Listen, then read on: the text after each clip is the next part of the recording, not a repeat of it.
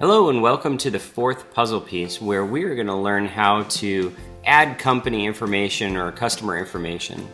So what we want to do first is we want to go up here to settings and we want to go under manage projects because we're going to be able to add this information into this projects area. Now what you want to do is when you add a new project, which you can easily do by just clicking this button here, which is create new project, what you want to do is fill out the information when you add the new project, but then there's going to be a few things that you're going to want to pay attention to. If you want to change the header color, which is up here to kind of keep your project straight, you can feel free to do that. That's kind of a personal preference. Now, when you scroll down here just a little bit, you're going to want to make sure that there's a couple of things filled out for sure. One of them is the name in the email, and the login username and the login password, because this is what we're going to send to the client to ask them to fill out their company information. And then another thing you may want to do is select the business category they're in, because what this will do is set the settings for the visibility information. And so, for instance, if they are like this personal care and services, this you may want to narrow it down because there's different items in here for each of these. Like if you're in, for instance, health and medical, there's some medical listings in here that would pertain to you that aren't in this one right here. So this will give you a good synopsis on the visibility report, what you want to do. So now's a good time to go ahead and choose which category they're in. Another one right here too is that you can upload your client's logo, because if you look at this right here, I'm going to open this in a new tab. Basically what this is it's an area that can be sent, you can send them this link right here, but you can send this to the customer so that they can collect reviews, and it personalizes it with their logo up here and the name of their company. And this is pretty cool because they can rate everything, and it gives them a chance to put in what they liked about their company and what they didn't like, where it can be improved.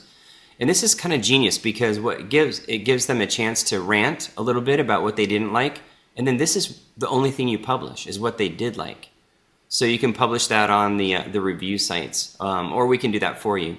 And so that's just one thing that you can do there by adding this client's logo right here. And so that's the information that you want to add as a client. Also, you can add the package that you want them to have right here at the very end. That's important as well.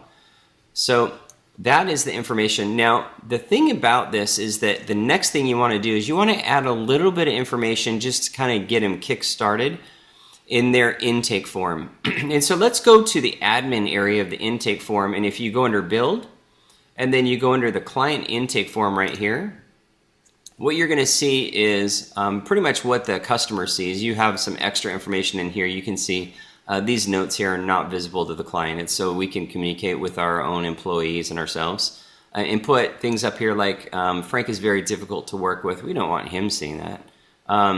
But it's something that we probably want to know on our side, so we can keep that information private but available.